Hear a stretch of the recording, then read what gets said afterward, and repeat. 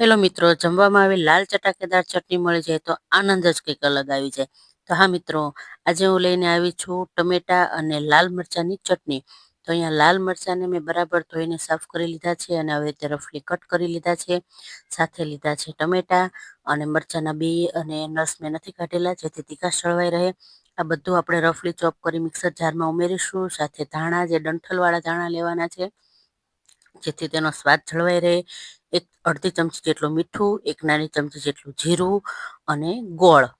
અહીંયા મેં મરચાં અને ટમેટા 4 થી 5 નંગ અને મરચાં 250 લીધેલા છે. થોડો ગોળ અને 4-5 લીંબુનો રસ, 4-5 ટીપા જેટલો, અને બરાબર મિક્સરમાં ગ્રાઇન્ડ કરી લીધું છે. અને જો આપણી ચટણી રેડી છે.